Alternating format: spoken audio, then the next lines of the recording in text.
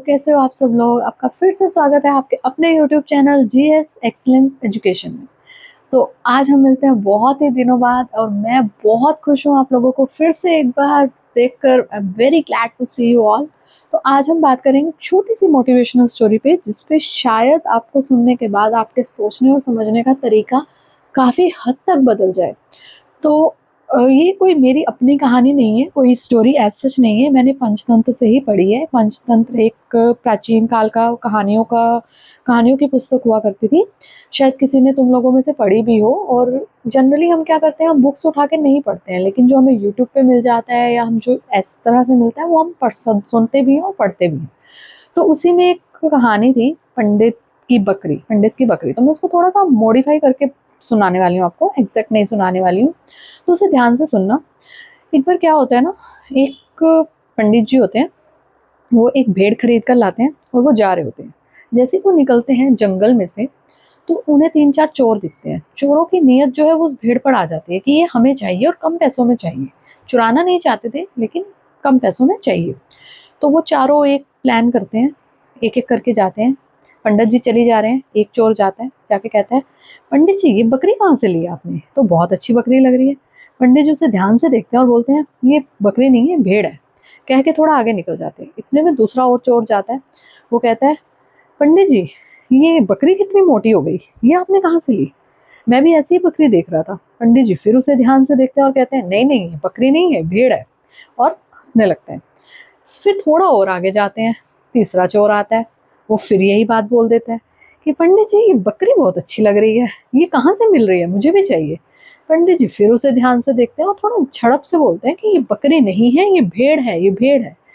फिर चौथा चोर आता है जो उनका प्लान करता है, वो तो हाथ में पैसे ही लेकर आ जाता है, आके बोलता है, पंडित जी, मैं भी सेम वैसी ही बकरी ढूंढ रहा था, आप मुझे बता सकते हो ये कहाँ से ली? मैं पैसे लेकर आया हूँ, मुझे भी चाहिए। पंडित जी थोड़ा दिमाग चलाते हैं कि सब इसे बकरी कह रहे हैं, जबकि मैं तो भेड़ खरीद कर लाया हूँ।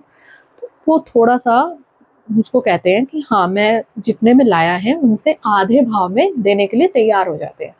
तो वो और कम करवाते हैं चोर, नहीं-नहीं, इतने में दे दो, इतने में दे दो, कम करवा के फाइनली पंडित जी ने जितने में वो खरीदी थी, उससे बहुत ही कम दाम में उन चोरों को वो भेड़ बेच दी। अब वो जो अपने काम में सक्सेस हो गए। अब इस कहानी का एक्चुअल में मॉरल क्या था कि आजकल की दुनिया में जितना हम सोशल मीडिया से कनेक्टेड हैं, अपने आसपास के लोगों से कनेक्टेड हैं, हम श्योर हैं कि हम सही हैं, हमें पता है। लेकिन जब हम 4 लोगों की राय सुनते हैं तो हमारे सोच बदल जाती है। वो थी तो भेड़, लेकिन जब 4 लोगों ने बोला कि ये बकरी है, तो वो सोचने के लिए मजबूर हो गए कि हाँ, ये बकरी है। आँखें बंद कैसे की जाएँ? तो हमेशा जब भी आप अपने डिसीज़न लो, निर्णय लो, अपने दिमाग से लो, सोशल मीडिया, 4 लोगों की बातें सुनकर मत लो।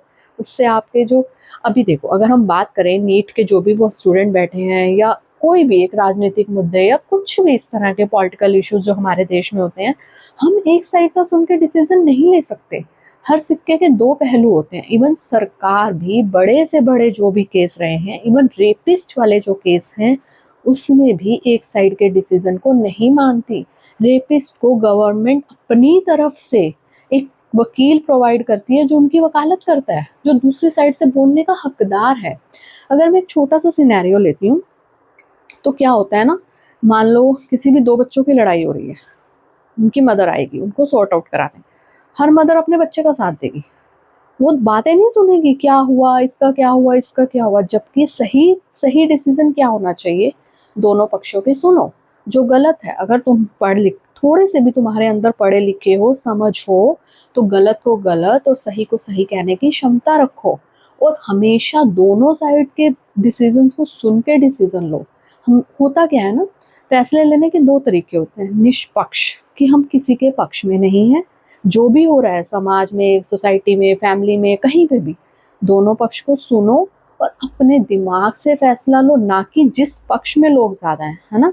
तो अपने भी, अब मान लो मेरा कोई भी फैमिली मेंबर हो सकता है, भाई हो सकता है, बहन हो सकता है, किसी की भी लड़ाई है, ऑब्वियस है हम उनका साथ देने लगेंगे। But why?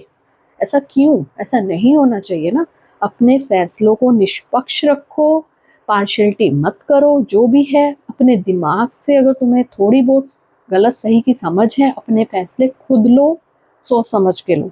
हाँ, अगर तुम्हें डाउट में हो कि हमें नहीं पता है तो उस चीज़ों के लिए और इनपुट कलेक्ट करो, इधर से उधर से, जहाँ से तुम्हें मिल सकता है, तुम्हें सही सोर्स मिल रहा है, वहाँ से उसके इनपुट को इकट्ठा करो, लेकिन फैसले सोच समझ के करो। हो सकता है ये कहानी आपके दिमाग में छप जाए और आप अपने फैसलों पे थोड़ा ध्यान दें। And thank you so much again, welcome to my YouTube channel. इसको फिर से सब्सक्राइब करना अगर नहीं किया है, शेयर करना और इस वीडियो को ज़्यादा से ज़्यादा एक दूसरे को शेयर करना। एंड मैं आपको जल्दी ही फिर मिलूंगी। Thank you so much. Bye bye all.